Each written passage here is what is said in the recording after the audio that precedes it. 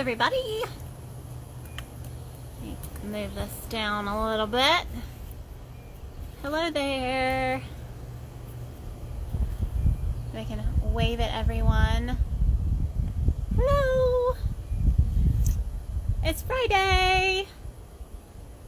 Time for Crochet and Chat Friday, and I actually have a project I can work on during the Crochet and Chat today. So that's cool. Hello. Be sure to pop anything in the question box that you want to chat about today, or if you have questions for me, I would love to hear them. Just let me know.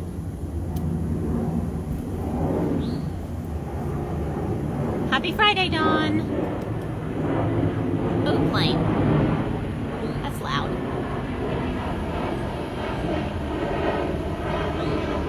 I'm wondering if I can turn up my...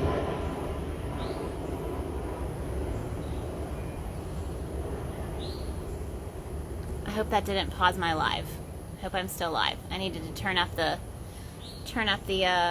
brightness on my screen. I could barely see anything. I had it turned down. Hello, Mickey. Hello, hello. Okay, so it's Friday. It's the end of another week. It's been a pretty good week. It's been pretty busy. I have a new design that's going to be a couple new things. I've got my Babe with the yarn bag that's going to release next week. We have our DIY hook challenge ending on the 1st, so we'll be announcing that next week. So we've got a lot of stuff happening, and been prepping for that. I did a lot of video filming this week. How do you keep your elbows from falling off? For if you crochet a lot, your elbows hurt when you crochet. I'm guessing that's what you mean. So honestly, I don't crochet a lot. I used to go to craft shows and stuff, and I would crochet all the time. It was never a time where I wasn't crocheting. If I was watching TV, I was crocheting. And I would have a lot of pain. I would have wrist pain. I would have, not so much on the elbow. I think that depends on how you hold your hook and your yarn. But I would have shoulder pain and neck pain. So for me, I just had to start scaling that back. And, I don't think I could have done that if I hadn't started designing patterns. So now I really only crochet if I'm working on a pattern. So there may be entire weeks where I only crochet once or twice during the week to work on my pattern, and that really gives my body a rest, and I can work on other things like designing new, little sticker designs and things like that. But yeah, it can be really, really tough on your body. So if you ask, I've asked some of my other crochet friends and, people who crochet a lot, and, they'll take 2 to 3 weeks sometimes, just a sabbatical from crocheting, just to kind of give their body a rest and, maybe take on another hobby for a little while to give yourself some rest time. But yeah, that's what I do. Usually I'll save my stuff for Friday so I can crochet with you guys. So that brings me to what I'm working on. Last time we were together, I was still working on my crop top. That crop top is going to kill me. It has been very difficult for me to get it right. You're welcome. So I'm not really sure what I'm gonna do. I think maybe I talked to one of my plus size testers. If you're here, Cass, thank you for always being willing to give me feedback on what I should do with some of these designs. I'm trying to be size inclusive with my designs, but that can be very difficult. Oh, my hands and wrists get tired much sooner with big yarn.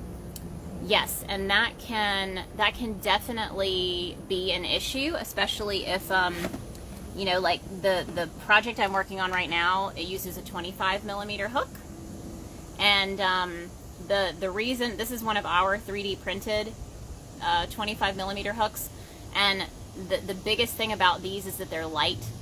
Most of the 25mm and even up into like the 16, 18, 20 range that you find at other places they start to get really heavy. And so not only do you have the bulkier yarn, you have a super heavy hook, it's going to cause more pain. So our hooks are meant to be super, super lightweight, which helps a lot with that. Now, there's really no way to make these ergonomic because it is such a large hook, but the lightness of them can really help. And Julie, that was really good. Reviewing your posture. Try to, like for me, I have to sit at the kitchen table when I crochet, or like in a nice straight back chair, because that keeps me nice and tall, and I can rest my elbows as I crochet, which gives everything a little bit more support, and I can remember to relax, my neck. I also have a stretching video on YouTube for like neck and shoulder and wrist stretches. You can check that out. That might be helpful for you. That's over on my YouTube channel. And the link to that's in my bio. So if you do the link in my bio, you can scroll down and there's a little YouTube thing. So you can check that out. Thank you, Allie.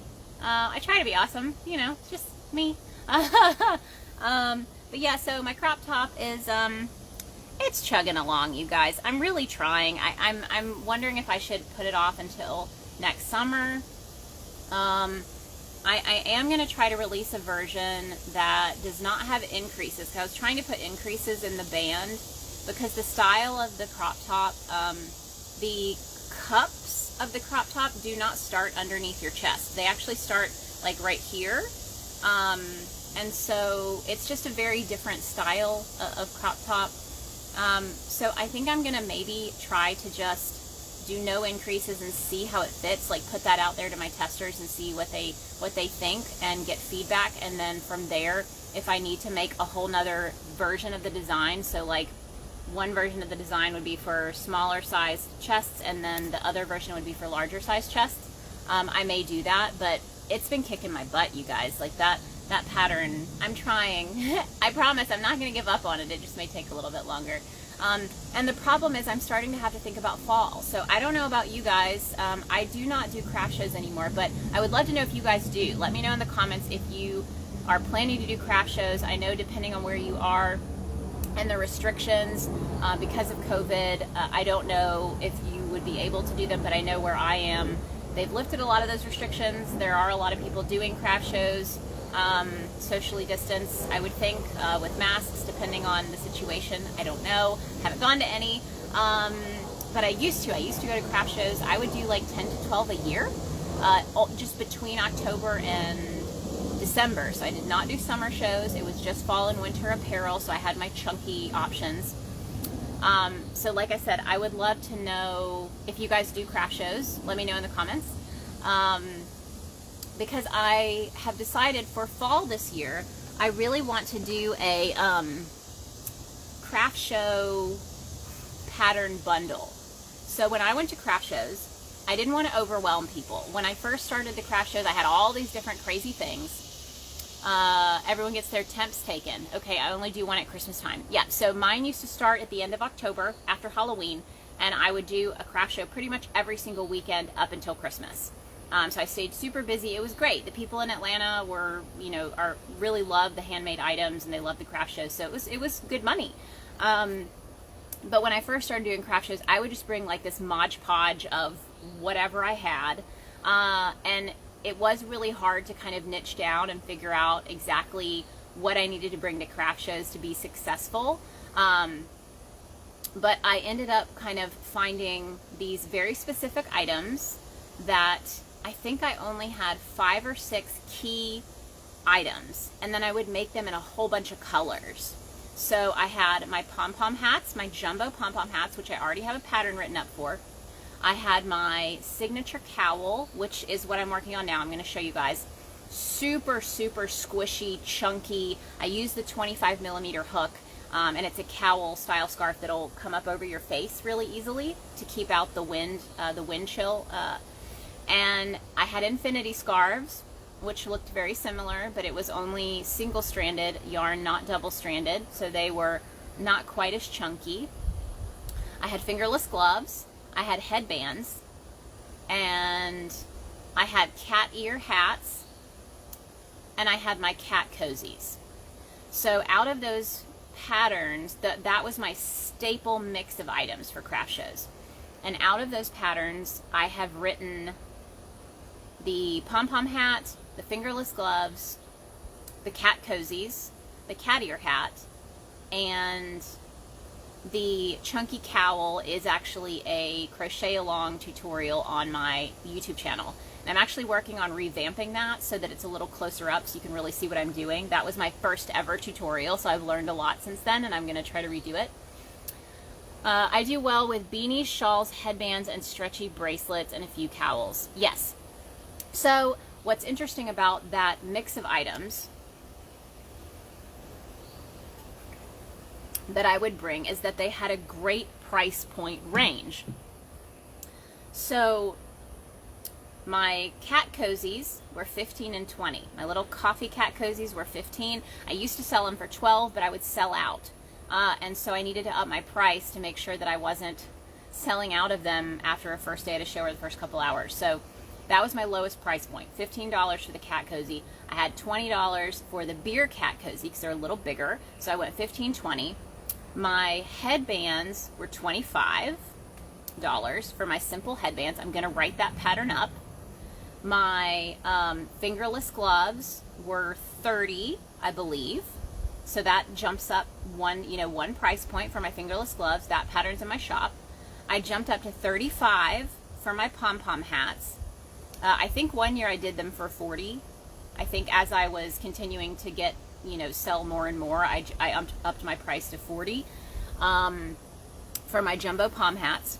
And then from there, it jumped up to $50 or $55 for my infinity scarves and my cowls, my cowl neck sweaters, scarves. And then I also would have just a few of these like big key items, like the big triangle wraps that I would sell for like $85 to $100. And then my big bags. I used to make this wool tote bag. Those would be like $75 to $85 for the tote bag. And so it was a great range. You had $15 all the way up to $100 and everywhere in between. And so people really had, and my cat ear hats were $25 or $30, I think, because I made them with acrylic yarn, so they were a little bit cheaper.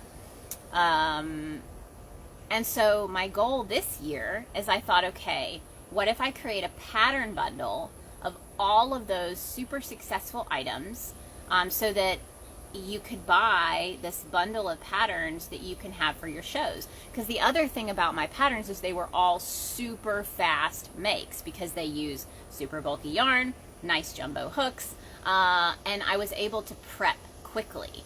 And the patterns are really easy, so it doesn't take you very long, but they still look really nice. So yeah, I'm super excited about that. I wanted to, it's going to have, so my plan, because right now I have my cat cozies, my pom-pom hat, my fingerless gloves, and I still need to write the headband, the cowl. I need to write the PDF version for the cowl. And then I have the cat ear hat. So I have 2 patterns to finish writing. But then it would be like 6 patterns in the bundle, and it would be like your craft show success bundle, I guess is what I would probably call it.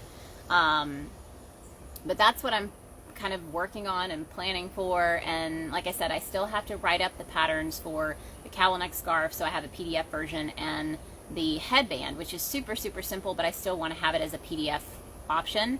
And then I think on my YouTube channel, I'm going to try to do a video tutorial of the headband and a video tutorial of the cowl neck. I'd love to have a video tutorial of the pom-pom hat.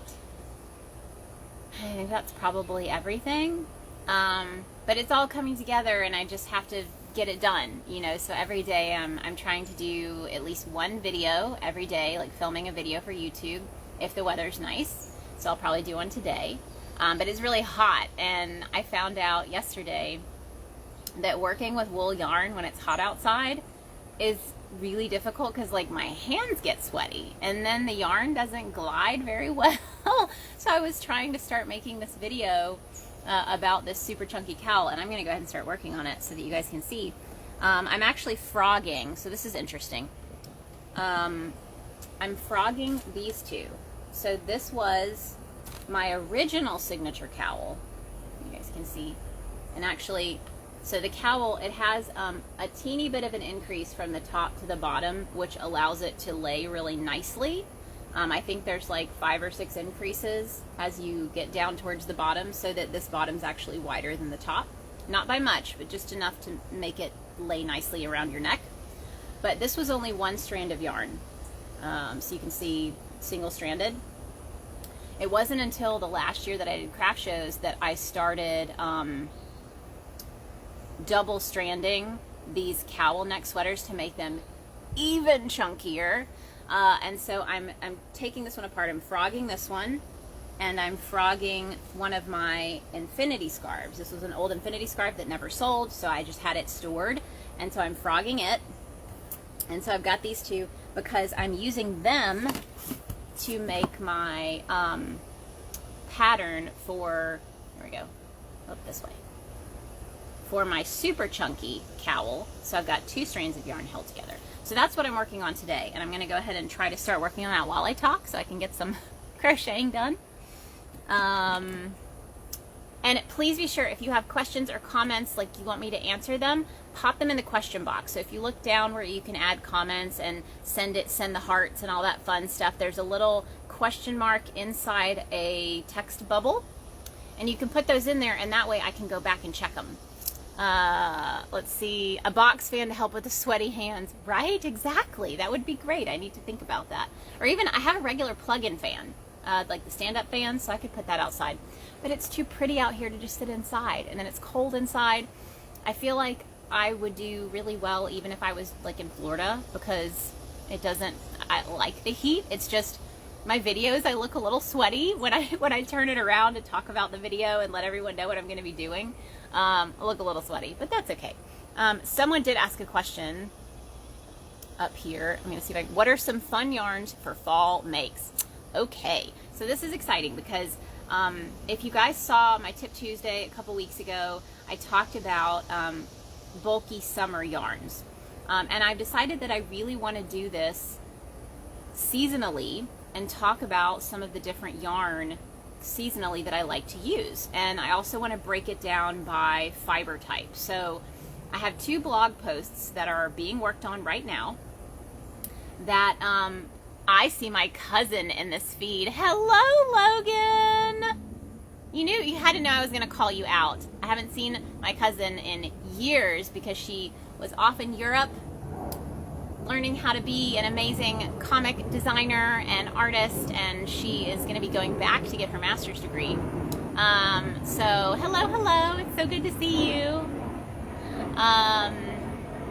But yes, so now I forgot what I was talking about. Thanks, Logan. That's your fault. So I have 2 blog posts that are in draft mode right now, and one of them is going to be about super chunky acrylic yarn, because I know there are some people who either prefer not to use wool, can't use wool if you have a wool allergy, like this is a wool blend. And then the other blog post is going to be a list of super bulky wool blend yarn. Oh my gosh, and Cammie's here too. Look at all these wonderful people joining in. Hello, thank you for joining. So yes, I'm going to have, because I'll tell you guys, the biggest question I get from people who buy my patterns is, what yarn do I buy? And, I love answering it, but it gets difficult because, I have to go in to all of these different places. Like, I'll go to yarn.com, the webs store. I'll go to We Crochet. I'll go to Knit Picks. I'll go to, what's the other one? I always forget the name of this one. I'll remember it later. I go to Lion Brand, I go to Joann's, I go to Michael's, all those websites.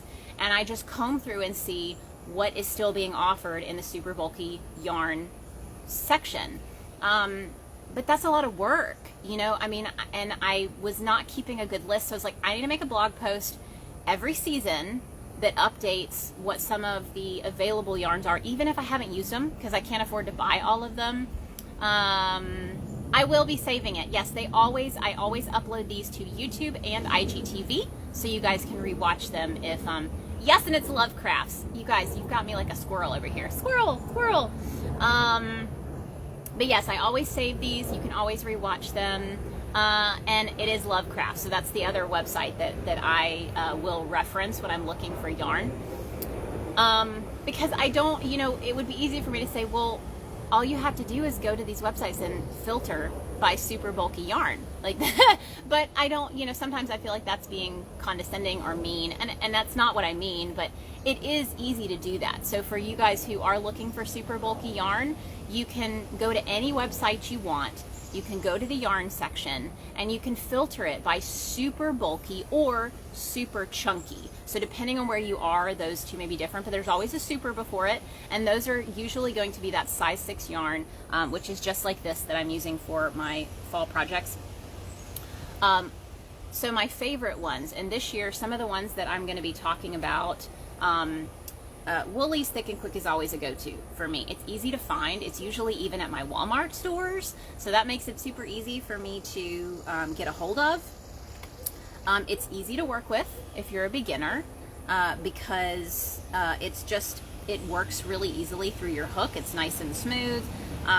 It doesn't have any kind of drag, really. It holds up really nicely. So I'm pretty sure that this particular scarf is probably 3 years old. Would you know? They'll never know. It holds up really well over time, even when you're wearing it. It takes a really long time for it to stretch out and start to look worn. So I always suggest that, but the price of that yarn has gone up so much since I started. So I think when I started using this yarn, it was maybe like less than $7. It might even have been 5 something at Michael's. It's now like almost $9 a skein for that yarn. So I understand that that might not be the best option for you if you're just starting out and trying to build inventory. But I always say look for sales, because I know for me, back when I was doing craft shows, oh, that's just a little yarn fuzz. I thought it was a bug. Back when I was doing shows, I would always be on the lookout for a combo. If I could find a combo, I have a Michael's near me, so I would look for Lion brand to go on sale, and then I would try to pair that with a coupon from Michael's, because every now and then you'd hit the jackpot and they would send a coupon out for 20% off your entire purchase, including sale items, and then you could combine that with the Woolies Thick and Quick being on sale, and I would buy $200 to $300 worth of yarn, because at that time I knew I'd need it. I knew I'd use it for the show, and so if I had the money, I would go ahead and purchase it, because I knew that it was worth it in the end for me to go ahead and purchase it while it was on sale. So that's my #1 recommendation for newbies and beginners. That, and then its counterpart, which is 100% acrylic. It's a little more affordable. It's also a super bulky, would be Hometown USA. So Lion brand Hometown USA, and that's another one that you can find almost anywhere, because it's because it's like, I find it at my Walmart store and all of that. But it's a super bulky, and they have a lot of really nice colors. So those are my those were my go-tos for me when I was doing craft shows. But I am gonna get to review. So like Michael's and Joann's have their own kind of brand of Woolies Thick and Quick. I think that Michael's, it's loops and threads, cozy wool is Michael's version, and then Joann's is the Big Twist wool. It's their Big Twist brand, but they have a version just like this that's a wool blend. So if you like that, you can do that. Check Amazon discount bundles and add to your drop list. Oh, that's cool. I'll have to look into that for sure, because I want to start doing kits for my sweaters and my hats and my scarves and my Etsy shop, so people can just buy the yarn and the hook and have everything, and you know, make it themselves instead of having to look for yarn. So I'll have to look into that for sure. And let me check the question box really quick, because it looked like I have one. Fun yarns for fall. And do I do exercises for my hands and wrists? Okay, so yes, so the fun yarns for fall, that's what I'm talking about now. And like I said, I'm gonna have a blog post that has this whole list of other things that you can do. Some of the ones that I've tried that I really like would be Karen Chunky Cakes, because you get a nice big skein of it. It says that it's a size 6. It's not a size 6. There's no way. It's much more like a size 5. So anything I make with chunky cakes, I have to double up to match what would be a regular size 6. So if I was making this, so this is 2 strands of 6, I would need like 4 strands of chunky cakes to make that happen. So, you know, that was a bit of a letdown, but it happens. You know, I mean, that's how yarn is. Do you find that craft show shoppers can understand the price difference between items of different fibers? I just explain it. I explain how much more expensive it is. I mean, there are some yarns that it's like double the price. So, Hometown USA at my Walmart, if I was getting it in person at Walmart, it's like $3 for a skein of yarn. And then the Woolies Thick and Quick is $6. Now, I think you get a little more yardage with the wool. But yeah, I just let people know. And for me, it made more sense to just have mostly wool only because, like I said, it ages better. Because if you have acrylic yarn, like Hometown USA, for instance, if I made hats out of Hometown USA and had them laid out on my table at my craft show and people were trying them on, or just handling them, they would start to look old way faster. So I don't know if I'd be able to, if I didn't sell an acrylic hat that season, I don't know if I'd feel comfortable continuing to store it and try to sell it the next year, because I feel like it would look aged, like I'd been wearing it, even if I hadn't. So when I sold acrylic hats, it was usually just my cat ear hats, because the cat ear hat pattern that I create, it actually works up into like a perfect square, like a rectangle, and you can slip it into an 8x10, I think it was an 8x10, maybe a 6x10, maybe, cellophane bag that has the little seal, and I would slip that in there, close the seal, I would put in a little tag that says what it was, that it was a cat ear hat, and have a picture of someone wearing it so they could see what it was. But I wouldn't let people try those on because I knew that they would age really fast. So I would keep them wrapped in cellophane, and they would sell that way, which was kind of cute. The packaging was nice. But all of my pom-pom hats would be on my table. You know, those would be wool, because, you know, if people wanted to try them on, I didn't let people just try them on for fun. But if they said, I'm really interested in buying this, can I try it on to make sure it fits? I would want them to make sure that it fits. So I would let them try it on and have a little mirror, you know, for them to check it out. Acrylic is less breathable and wears hotter. It's hard to explain quickly. Yeah, I mean, you know, if you have to explain it, you can just do your best to explain why. You know, that the costs are higher. You know, in some cases double the cost. You know, I would usually offer acrylic as custom orders. So if someone said, I can't wear wool, I love this hat, I would always be willing to take custom orders at the show. So I would have a custom order, you know, list, and they would write everything out that they wanted, and then they would pay me at the show, and then I would contact them when their hat was ready, and I would ship it out. So I would take those as a custom request. So if someone loved the navy hat, wanted a navy hat in acrylic, I would take their order at the show, and then I would ship it out once it was ready. So that's a really great option that you can do if you have that issue. Or the other way around, you could do a wool version, you know. So the next question that I had in the question box was about, do I do exercises for my hands and my everything else that might cause pain? Kind of. So I'm a big fan of stretching. I have a lot of stretches that I do very regularly for my neck and my shoulders. I used to work in the fitness industry, and so, you know, I have that background of, you know, exercises that I can do easily, but I'm at the point now where it's more about mobility. So I do a lot more of like yoga style stretching. I don't do like power yoga or hot yoga or anything like that, but I have a certain kind of series of poses, like a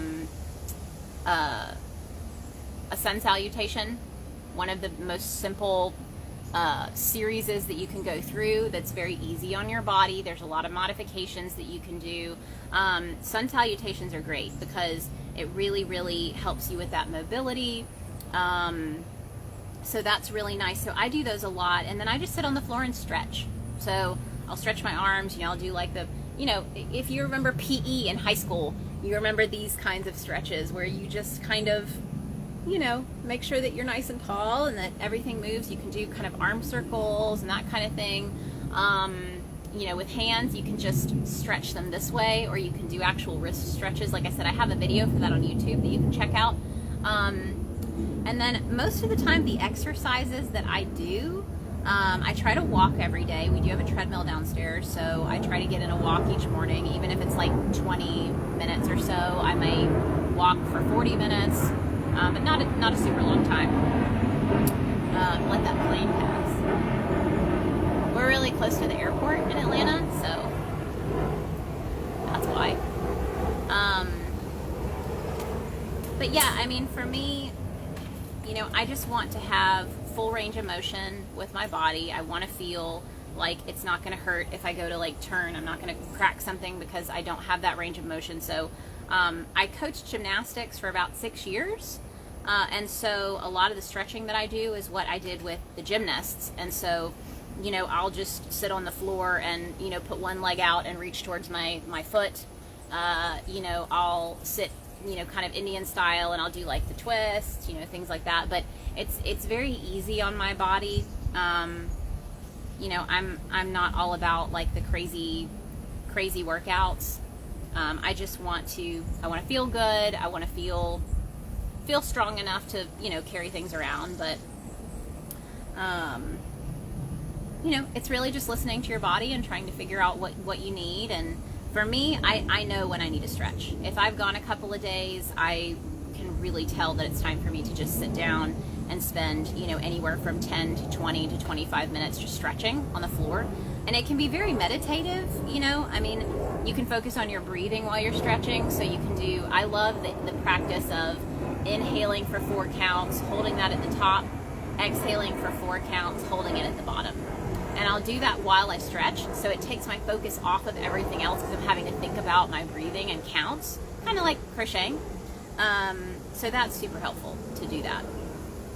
Okay, so I'm working on, as you guys can see, this is how my chunky cowl is coming. Super, super chunky. This is the top part, so it's going to be a little bit smaller. And then it increases towards the bottom, which lets it lay very nicely and kind of fold over, and it looks really cool.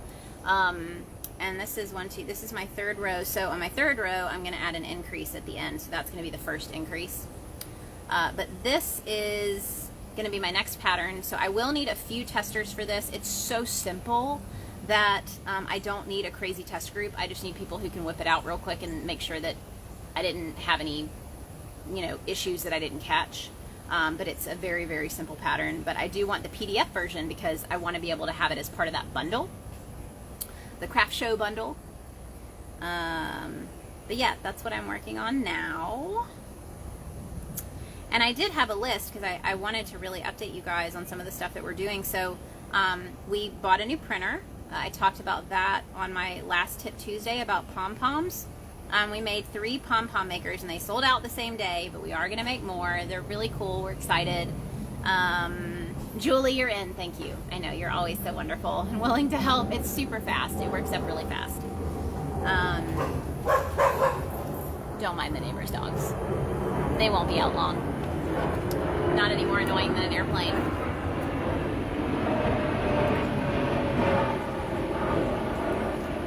But yes, so we have a new printer, a new employee.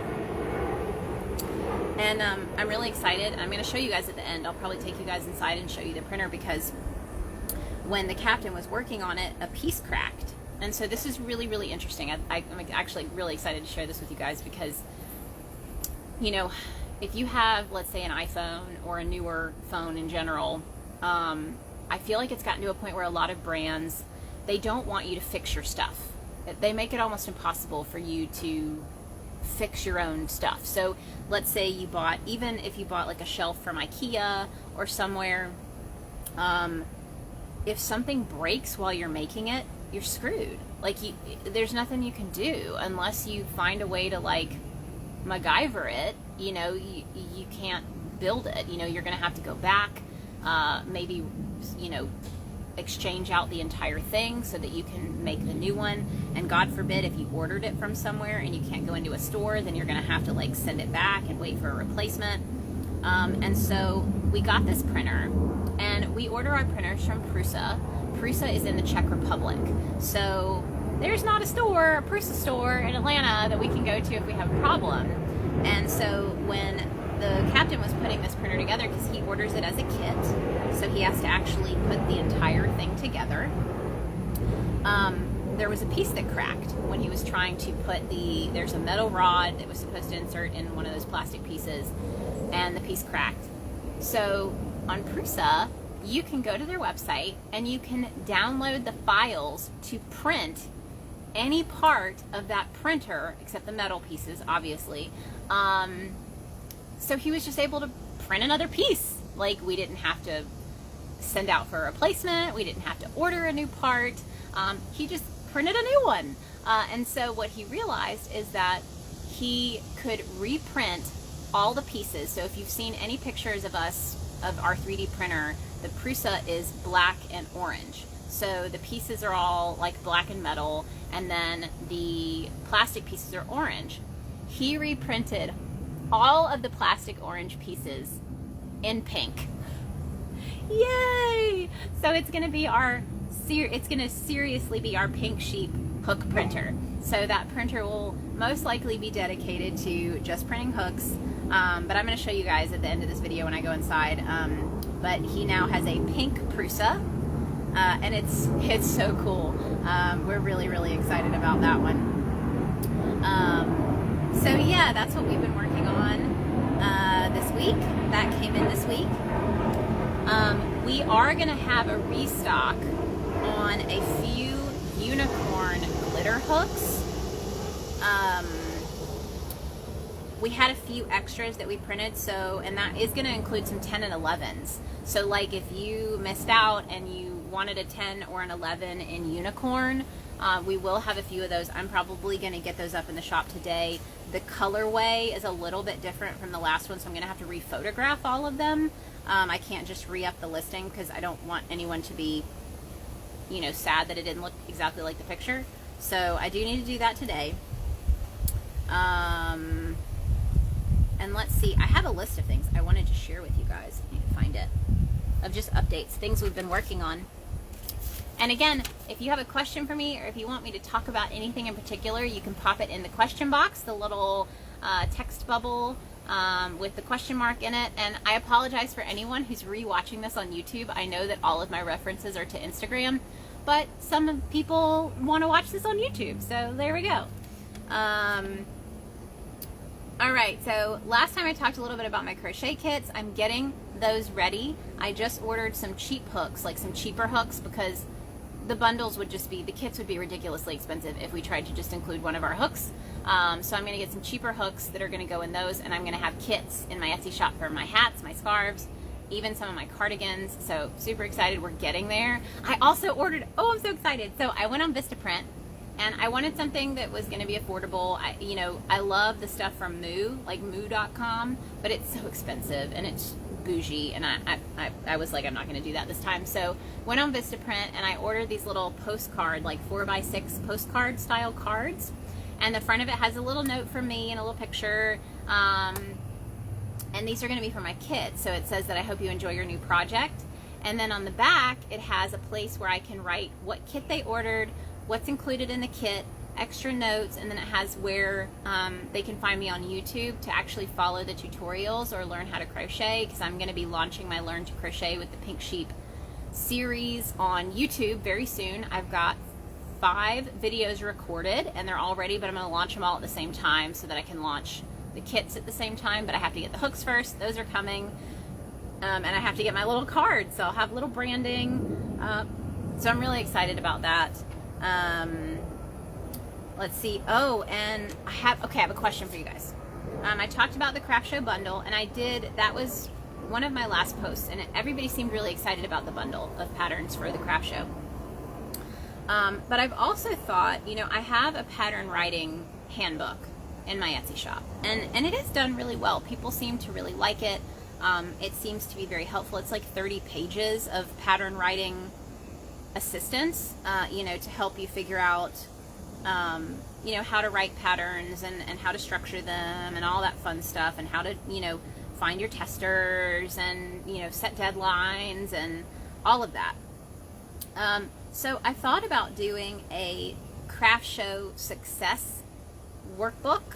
I don't know if there's any desire for it, but I feel like there's so much that goes into craft shows, and some of the things that I thought about covering were like how to know how much inventory to have. So I know when I was doing craft shows, I finally found a formula that I really, really liked, that helped me figure out, based on the cost of the show, how much I should plan to make. So I had a sales goal, and that was set based on the cost of the show. Now then you would take the sales goal, and from there you could figure out how much inventory you needed. So it was really cool, and by my 3rd year doing craft shows, I was on it. Like, it was so much easier to set goals because I knew how much money I wanted to make at each show, and if I surpassed it, great. But then I was also able to say, okay, if I want to make this money, this is how much inventory I need. And so I thought about making a workbook that would be a downloadable PDF that would go through some of that. It would go through the tips that I have for being successful on the social side of how to interact with people. It would have a checklist for everything you need for the craft show. It would talk about maybe how to submit and find craft shows in your area and how to apply to them and get accepted potentially. Talk about photographs, because that was a big thing for me in Atlanta. There are so many shows and so many artists that you've really got to put your best foot forward. So you have to have really good photos of your work, and you have to set yourself apart, so you have to kind of figure out, okay, what are some of these shows? You could go back to old shows and see what the designers there are creating, and make sure that you're not creating very, very similar things to a lot of people, because it'll make it harder for you to get into the show if you're making something very similar. So, but I thought about doing that. So let me know if you guys think it'd be a good idea. I have a lot of blog posts that I'll be able to kind of work from and compile.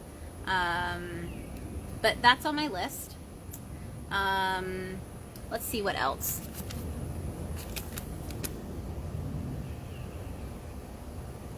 Oh, the DIY hook challenge is almost over.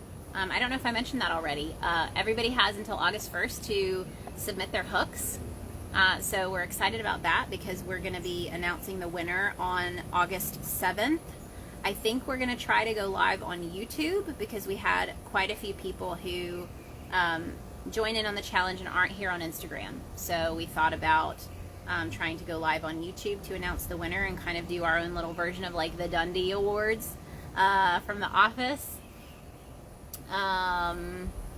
Oh, thanks, Julie. So I think that would be a great service to provide to makers. We'll see. I mean, I think I'll probably do it anyway, just because I'm interested in it, and I enjoy writing that kind of stuff. But we'll see if anyone's interested. I don't know. But yeah, so we're going to be going live and doing that announcement on the 7th about the DIY hook challenge, which was so much fun, you guys. We have just loved seeing everybody's stories about what the story was behind their hook and the process that they used, and like, we just wanted everyone to get creative. There were a few people who told us in our form that they wished that there was more direction, but we really didn't want to give direction. We wanted everyone to just have fun, like do whatever you wanted. We weren't looking for anything in particular.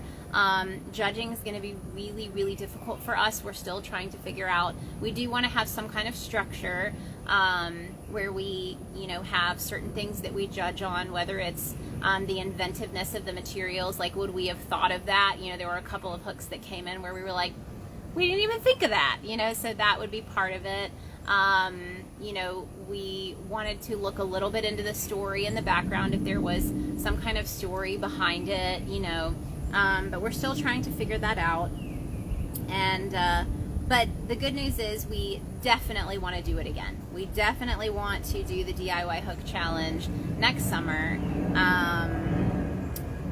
And we hope you guys would, want to join in. We will probably do a different size hook, so that way you can start kind of building a collection of DIY hooks every year, which we think would be kind of fun. There goes another airplane. And if you're hanging out on my lives, please be sure to hit some hearts and let Instagram know that you like the video. I know that helps. Just if you're enjoying yourself, you know. And I did not know that you could hold down on the heart button and it shoots like a crazy thing of hearts. Didn't know that, learned that the other day. Really fun. So I'm going to start doing that on everybody's lives now.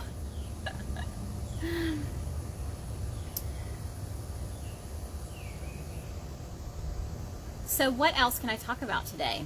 I haven't gotten a lot of questions, but I still really love coming on here and telling you guys what's going on with Pink Sheep and with me. So I started reading a new book.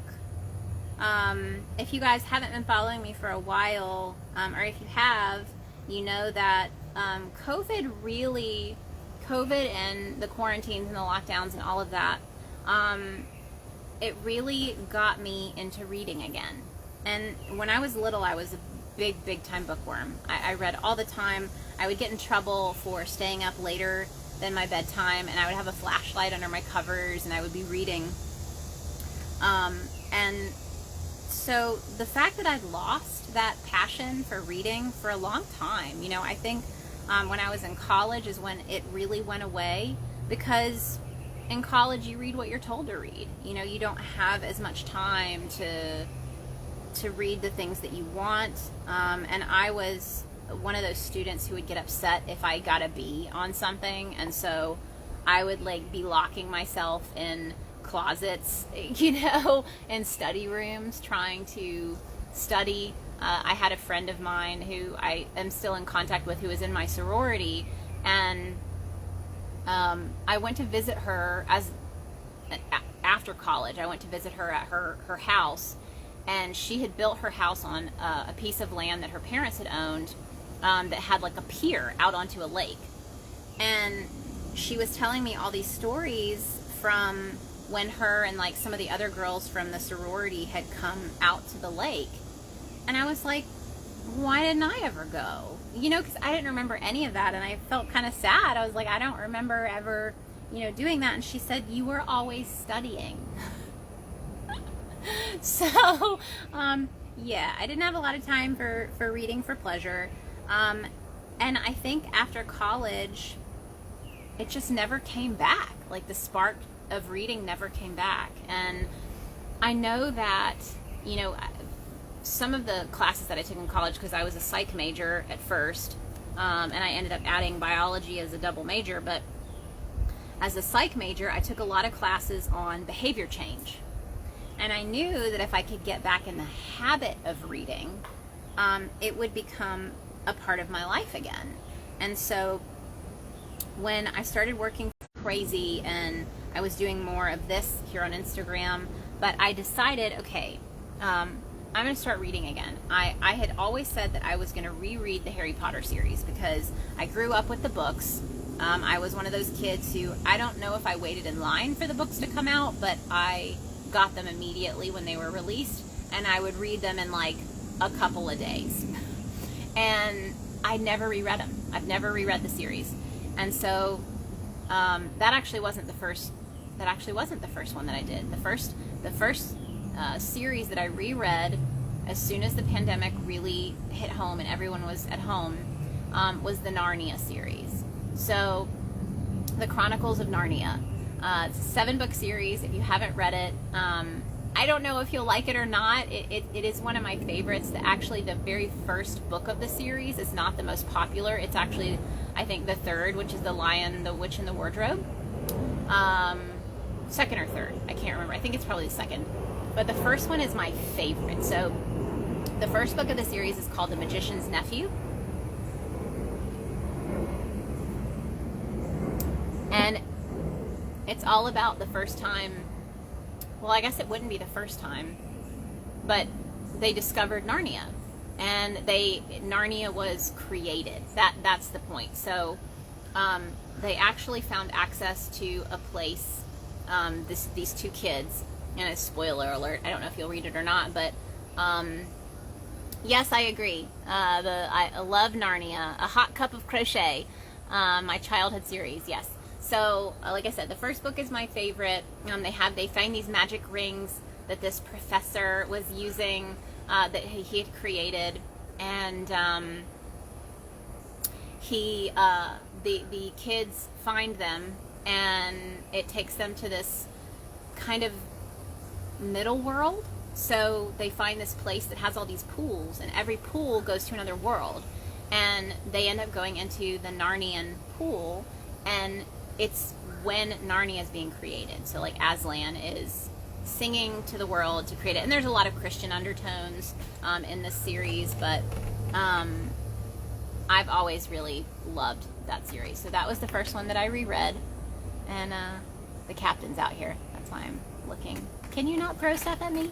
Well, look, man, somebody needs to sweep this porch instead of playing on the internet. I'll sweep the porch later. Maybe. What's everybody up to? Not much. Not much. I don't think people are up to much. They're not talking much today. But I've got like 10 people on watching, so hey. They like that big, fancy 25mm hook? Yeah, I think so. Got the hook. But I told them about the Prusa, the pink Prusa. Yeah, so I got a post up about it now. Oh, he's got a post up, so you guys can go check out at Will Print for Credits and see the pink Prusa. Sold some more comic book slabs. Oh, Stitchy Woman says The Great Alta Saga by Jane Yolen is a fantastic read. I will have to write that down. Send that to me if you can. Send me a message with that, because I'm trying to make a big long list of ideas. Julie says, hey Cap, Mr. Pink. Doesn't that thing look crazy? That could be the only pink printer in the country. Possibly, yeah. But I told them about how you can print your own parts, and I just thought that was so cool, because most, brands and companies nowadays don't want you to be able to fix anything. Well, I've got a question. What if we bought a 3D printer and 3D printed another 3D printer and then returned the first 3D printer? Free 3D printer. Yeah, but you'd have to print the metal parts. Free 3D printer. Okay, so I am on row 1, 2, 3, 4. I'm on row 5. And row 6, I do another increase. So I'm getting there. I'm actually getting quite a bit of work done on this live. That's awesome. Usually I can't do 2 things at once. So I've got a little bit longer. I'm going to hang out. But I finished the Narnia series, and I felt so accomplished, because it was the first time I'd gotten through a series since I was like a little kid. And I moved on to the Harry Potter series, because I knew I wanted to reread the Harry Potter series all the way through. And I just got in a habit of reading every single night. So even if it was late and I could only read a page, I wanted to at least read the page, because I knew that if I could just get that habit down and get it locked in, that it would just become part of my regular routine. And so I finished the Harry Potter series, felt super elated, because I didn't know if I was going to be able to get through everything. It was just as good as it was the first time. It took a long time, because again, I'm just reading at night before bed. But then after that, I was like, okay, well, what do I read next? And I remembered that I had the Shannara Trilogy. I don't know if I'm saying that right, but the Shannara Trilogy. And it's all one big book that has the 3 books in it. So a hardbound, hardback book. And that was next on my list. I had taken that from my dad. So it was an older book. But I just finished that. So that was my 3rd series since COVID started me on the habit of reading again. That I finished successfully. And it's just been great. It's been great. I sleep better when I read. I've noticed that I have better dreams or no dreams when I read. I noticed that if I have like bad dreams or something that night, usually I didn't read, which is interesting. A hot cup of crochet says watching the Shannara Trilogy at night on Netflix while I crochet. And I looked into that. I had a couple people ask me if I'd read it, and I'm one of those people that I can't handle TV shows and movies that are too different from the storyline. So I literally read the description of the first series on Netflix of that, and I was like, I can't do it. It's too different. It's way too different. And so I guess that's like a purist. I don't know. But I loved the Harry Potter series, and oh, I almost forgot. Actually, it was Narnia, Harry Potter, Lord of the Rings, then the Shannara series. So I did also finish the Lord of the Rings series. I did not have the Hobbit. I need to buy the Hobbit because I don't have that book. But I read the Lord of the Rings series. Then I read the Sword of Shannara. The series isn't great, but I can't stop now. Isn't that the way it goes? You just have to hang on. You're in it now. You're in it to win it. So now I have this big long list of all of these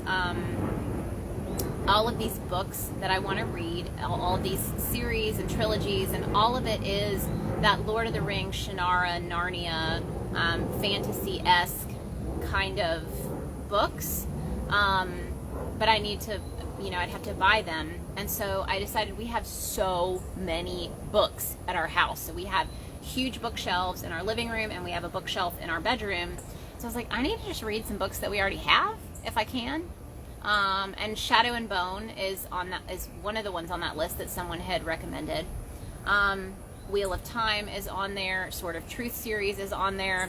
I'd really like to stick with some of the older books. So, I think that's why I liked, Narnia and that whole series, except for Harry Potter, was written quite a while back. And so, so I have a lot of ideas, and but I have decided, yes, I need to read some of the books that we already have on our shelves before I start buying new ones. And I want to read, and I want a book. I don't want to read on my phone. I've been trying really hard to not have screen time at night. So I put my phone down. I'll do a final social media check. I'll put my phone down. I'll pick up my book, and I do not pick my phone up again until the next morning. So that I end my day using an actual physical book and not on my phone or on an iPad or something like that. And I think that has helped a lot. But I love you guys are chatting about books. Julie says free books from the online library, which again, that's why I choose to have just physical books. Harmonic series by P.E. Padilla, watching Gilmore Girls, compromise with a Kindle Paperwhite. No, I won't compromise. I love my books. I love the smell of books. I love the feel of books. I just can't. I downloaded the Kindle app on my phone, and it's like the Paperwhite. I don't want to do it. So I started scanning our bookshelves and trying to figure out, okay, what can I read first? And I decided to start reading Dan Brown, The Da Vinci Code, because we do have that book. And so that's what I'm reading. I am about a quarter of the way through the book, and it's great. I had watched the movie, but it's been so long since I've watched the movie that I don't remember what happens. I don't remember the full storyline. So I'm really, really enjoying it. To me, it feels well written. I haven't lost interest. I'm not falling asleep at night. I'm actually having to make myself put the book down. Hello, Yasna from Chile. But yes, it's been really great. I'm really, really enjoying it, and I need to start. Oh, Mickey, you enjoy it too. Yes, I really enjoy the actual books. They make me really happy. I used to love the libraries when I was little. I loved the library in college. Even when I wasn't reading for pleasure, I would go check out books. Like if I was in, for instance, when I had to take calculus, and I was awful at math, so bad at math. But I was told that if I wanted to go to grad school for exercise physiology, which is what I actually went to grad school for, when I took calculus, I was really struggling with the book and the questions. So I went to the library and I checked out every textbook that I could find on calculus that had problem questions with answers in the back so that I could check my work. So I checked out so many books, and I remember going to the chiropractor because you guys you may know this or you may not, but my freshman year in college, I got into a really, really bad car accident. Flipped my car across the interstate, got thrown out, and I ended up having to go, after I was fully healed, I was going to the chiropractor to help kind of get me back into shape. And the chiropractor got upset with me because my backpack was so heavy. So I would carry around like 10 books at a time in my backpack, and these are like, you know, college textbooks. And so I had to be, you know, a little more careful about that. But I love books. I kept almost all of my college textbooks and grad school textbooks we have on our bookshelves. I sold a few, but it was because they were very, at the time, they made me a lot of money. You know, they were expensive textbooks. But the ones, if I couldn't get but maybe $20 for it, I kept it. You know, unless I was going to get like $80 for it, I wasn't going to sell it.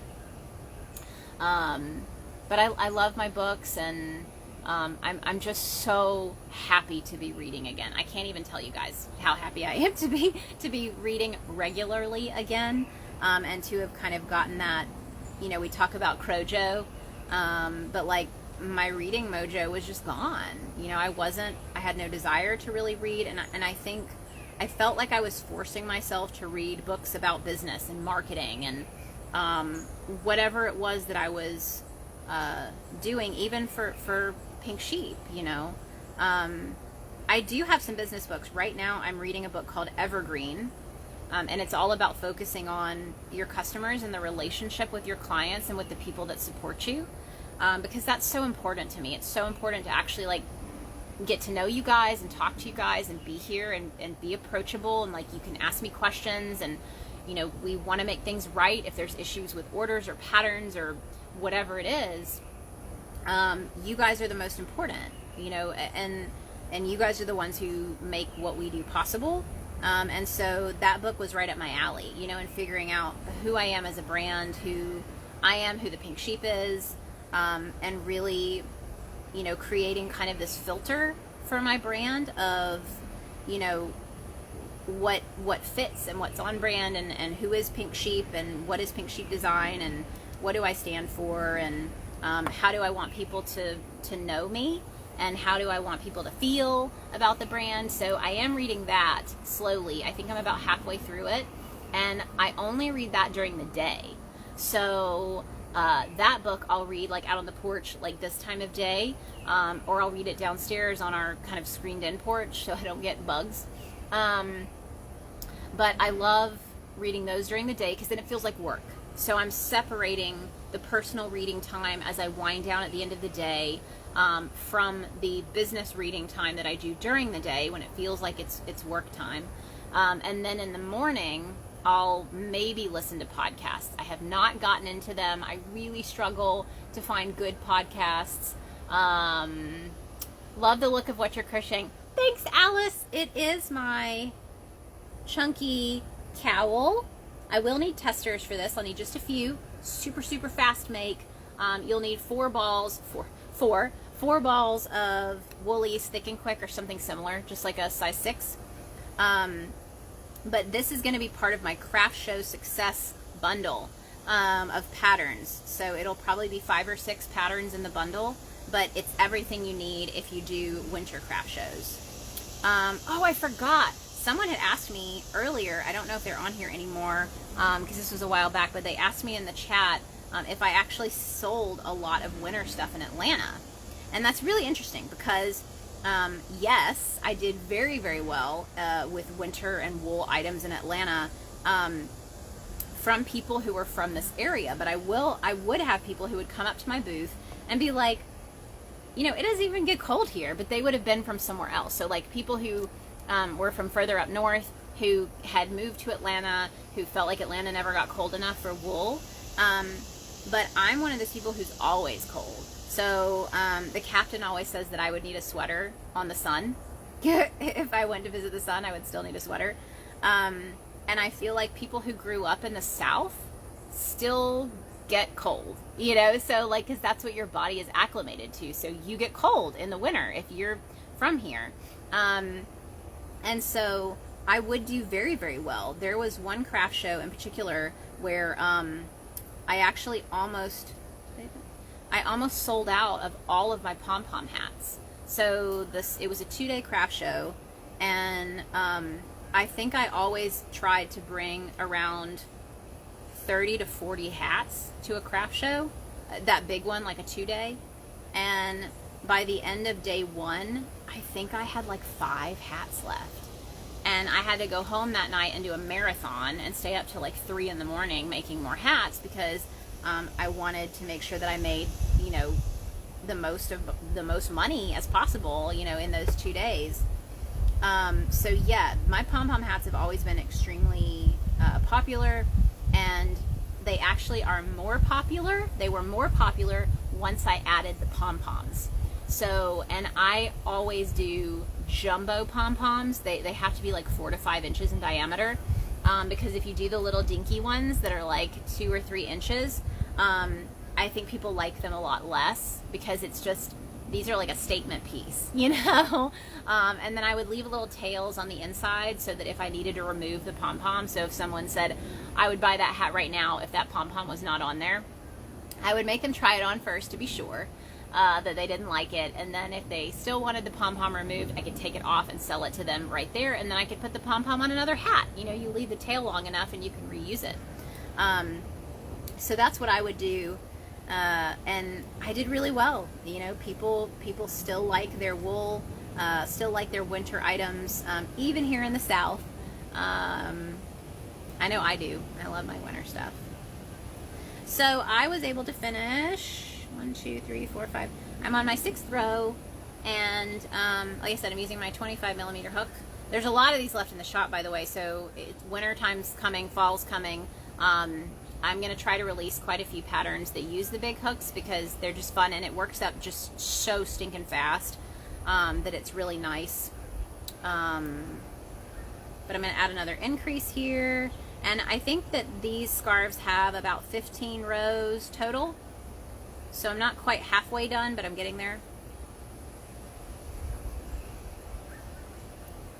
And I'll probably photograph it soon, because I feel like I don't need as many photographs for this pattern since it's so simple. But I've been wanting to write the PDF for this for a while.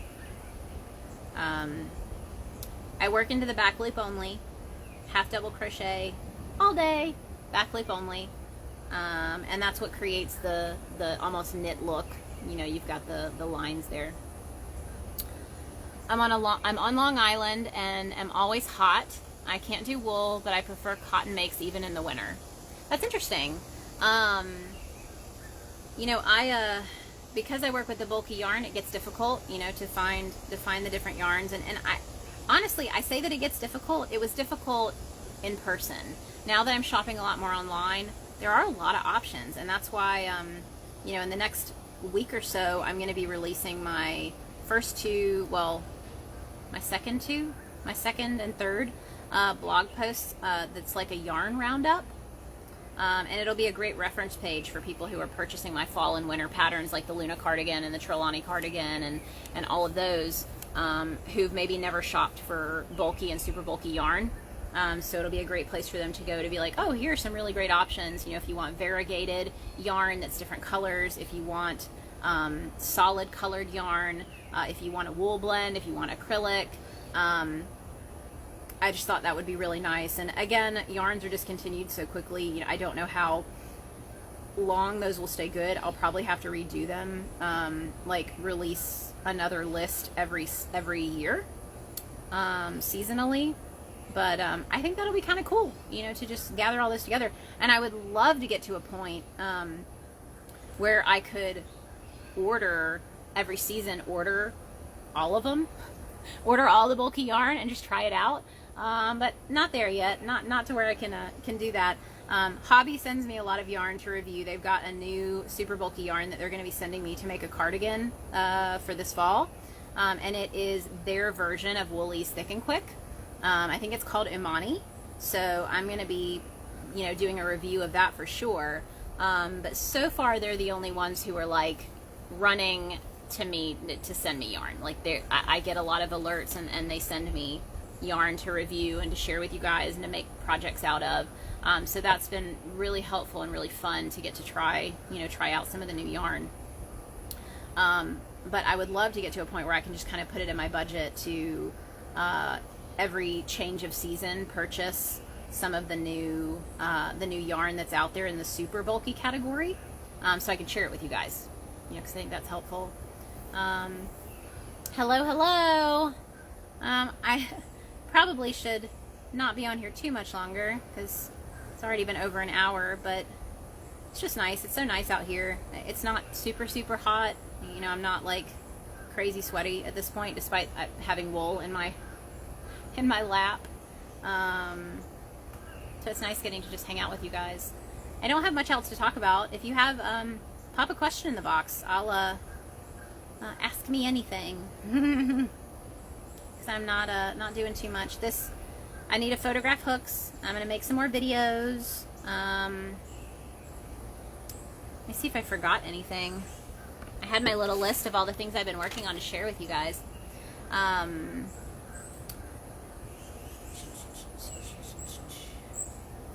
Let's see. Yeah, I think that's pretty much everything.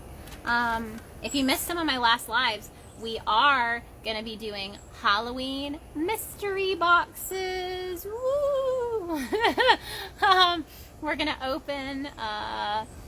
open pre-orders for Halloween mystery boxes starting either the end of August or the beginning of September. So I'm going to have some really fun Halloween designs. We're going to have 2 tiers, and the higher tier will be guaranteed to get a hook, a Halloween themed hook. So really excited about that. And yes, I am on to winter projects. So I'm working on patterns for my Crochet Success pattern bundle, which will be 5 or 6 patterns included. And this is my chunky cowl. I used to call it my signature cowl when I was selling it at shows. 2 strands of Woolies Thick and Quick, or any super bulky yarn that you want to use, and a 25mm hook. And yeah, these weren't labeled yet, but 25mm hook. And but that's what I'm working on. And I've never written this up. I did a little video tutorial, feels like forever ago, but I haven't made the actual PDF yet, so that's on my list. And I'm going to be making a headband that has that's, you know, similar. It all fits in. It'll look like one cohesive collection if you were to sell them all together. So really excited about that, because that's new. And I'm trying to work on putting together crochet kits. So I want to have a learn to crochet kit. I want to have a pom-pom hat crochet kit. I want to have it's super, super squishy. So squishy. So you can see, like, see how squishy it is. And it just works up so fast. But they are pricey. I mean, it's a big squishy one. So the costs for these are a little bit higher. But they're like a statement piece, you know, and you can really get crazy with the colors. You could make this into a very unique, one-of-a-kind, scrappy style cowl very easily. So that's fun. But I'm actually frogging. I haven't shared this since the beginning. I'm frogging 2 projects to make this one. This was an old infinity style scarf that I had made using the same, just half double crochet in the back loop only. And the same thing, this was my original signature cowl, but you can see it was 1 strand of yarn versus 2. So it's the same exact design. I upped it to 2. If I did 3 strands of a size 4 yarn, would that work in a similar way? Okay, so, and hey Ellen, hey. So I found this out, you know, maybe a month ago, that if you size down, so let's say the pattern calls for 1 strand of size 6, you can use 2 strands of size 5. If it calls for a size 5, you would use 2 strands of a size 4. So technically, I think you would need 4 strands of a size 4 to match a size 6, if that makes sense. Because if you need 2 strands of a 4 to make a 5, and you need 2 5s to make a 6, then you would need 4 strands of a 4. But because it's so squishy and chunky, if you did 3 strands of 4, it might just be more like holy. So this, it's hard to see through it, but you might see through it maybe a little lacier, I guess would be the right term. not necessarily a failure. It would just look different. It would have, you know, your own style and flair to it, which that's the goal of all of my patterns. I want them to be super simple so that you can change them up and have fun with them, and really kind of put your own personality into them. That's my goal. And I feel like so far it's been pretty good, you know. But I really need to get this finished so that I can get the headband finished, and then I'll have all of the patterns ready to release. Smaller hook than a 25. You could. If you use the 25, it would have that lacier look. And if you used a smaller hook, you might want a longer starting chain, if that makes sense, because you're not going to match my gauge, and so you would end up with a smaller cowl, so you could just up your starting chain by a few more stitches, and that would allow you, you know, to make sure that it fits correctly. But I think that's the beauty of super simple patterns, is it makes it easier to adjust them, because you know, there's not a lot of math involved. You can just kind of measure as you go and see if you like it. But yeah, once I finish this and the headband, the pattern bundle will be ready, and then I can start on new designs for, yeah, I would say try it, and you never know what awesomeness you'll get. Exactly. You never know. Just try it out. Have fun with it. Let the creative process do its thing. But once I release my craft show bundle, I will be starting on, and this is what I'm thinking. I have not started on these ideas yet, but I want to create a single crochet collection. Talked about this a little bit with, you know, different people. I think maybe I mentioned it in one of my posts, but I want to try to make a collection of items this fall, maybe two different cardigans, or like a pullover and a cardigan, and a hat, all with super bulky yarn, but using only single crochet. And I think I just want to challenge myself and see if I can do it, which would really be in keeping with the simplicity of the patterns, and it would also be in keeping with being very, very beginner friendly, because if you know how to single crochet, technically you'd be able to make these. So that's my goal. Like I said, I have to get through this one, and I have to get through my headband, which I'll need testers for both, just a few, to help me test those. And I'll be able to start on my fall collection. We'll see what happens. But I think it'll be fun. And like I said, I kind of want to give myself a little bit of a challenge and see if I can do that. But it'll also keep me focused, because I have a goal, and that'll make it easier for me to focus on the designs. All right, so I've got 1, 2, 3, 4, 5, 6, 7. I have 8 now, and I increase on 2, 3, 4, 5, 6, 7, 8. So I'll increase on the 9th row. You guys can see so far we're getting there. I think I do 15 to 16 rows on this, but you could continue and make it as long as you want, so that it's like crazy chunky if you want it to be. And I'm considering creating a version of this that has like a hood, so it's really like crazy. But I might use a different stitch pattern, since this one, you know, is very particular. I may do like regular half double crochets, or maybe it'll be part of the single crochet collection, and have like a cowl hood, a hooded cowl kind of thing.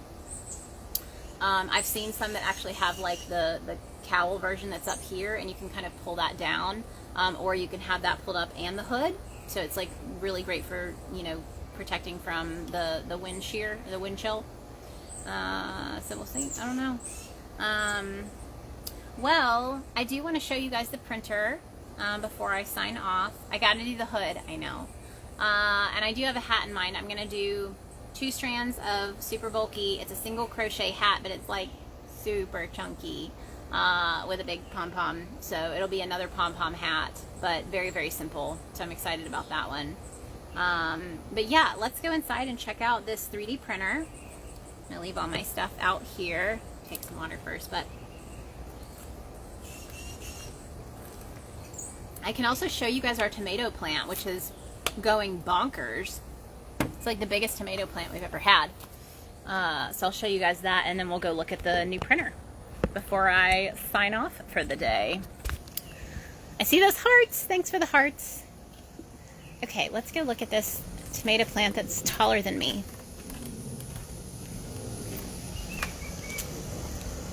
See if I can get next to it. Okay, so this is our tomato plant. You can see the little tomatoes. And this is how tall I am, and that's how tall it is. This thing is humongous. Look how tall that is. And we have the little stake that goes up even higher. But yeah, I mean, that's crazy. It's love and life. Right? Holy cow, it's huge. And it's got great little, you can see the little tomatoes. Here's a little green tomato. They're little tomatoes. They're not big. We thought they were big. We got duped because they are not big tomatoes. But they're perfect for like slicing up and putting in a salad or on a pizza. I make little pizzas. Oh, and I have to show you guys this. So let me turn the camera around. So do you see this little, it looks like a zip tie? Let's see if I can get where it'll focus on it. It doesn't want to focus. There we go. So this little zip tie right here. Oh man, it does not want to focus. Let me see if I've got another one. Nope, I think that's the only one and it's not going to want to. But this zip tie is 3D printed. And we're going to start selling these as in groups. So it's like keyed here. Let's see if it'll focus in on that. If I like, nope, it doesn't want to do that. Oh, yes. It did it for a second, but it's keyed. You can like turn it and this will zip tie your plants to the thing, but it doesn't stay. You don't have to cut it, and you can reuse it every year. So these will zip tie your plants to, you know, whatever the structure is that you're trying to get it to hold on to. But we're going to sell those in sets of like 10, and they're practically indestructible because they're that flexi material that we use. And we love them. Like, they have been a godsend with trying to get our tomatoes and our other plants to like do what we want them to do with, you know, the different structures and things. So those we'll end up putting some of those up in his shop. So the Captain shop, it's if you go to Will Print for credits here on Etsy, here on Instagram with the number 4. Or if you're watching this later on IGTV or on YouTube, I'll put a link in the description to go to his Etsy shop, but you can bookmark it, and we're going to sell those because they're just great. They're super helpful. So I'll flip this around. Let's go back inside and we'll check out the printer. We're going to check out the printer. Oh, it's moving. It's printing. Yeah, we're rolling. Okay, let me flip it around so you guys can see it. First ever pink Prusa. What are you pushing me for? All right. So, original Prusa in pink. And that look filament at... sucks, man. That's the same company that sold pink. us a counterfeit printer. So Pink. Not Prusa, the Pink. SaneSmart. SaneSmart sucks. SaneSmart sucks. But that's our pink sheet printer, you guys. It's pink. That's so awesome. So do you have... Yeah, so let's look at the... so you guys can see the part it came with. So this right here. And he was able to 3D print the pink. So instead of the orange, it's pink. And I told him that he could have done pink and orange because my colors are pink and orange. But he said that'd be stupid and it needs to be all pink. So now we have a pink printer. And this is the first print on our new printer. As our new employee. You're calling it Mr. Pink? Yeah. Because Julie keeps saying Mr. Pink. Yes. I'm guessing it says it in your post. No. Oh, no? No. There we go. And, oh, here are those little things I was telling you guys about. So these are, he just wrapped them in bundles, but these are the little, like, garden zip ties, but you're able to reuse them. You can use them for anything. But Oh, yeah. I use them for that. Oh, they're fantastic. So, yes. So be on the lookout, because he may be selling those soon. I'll help get a listing up.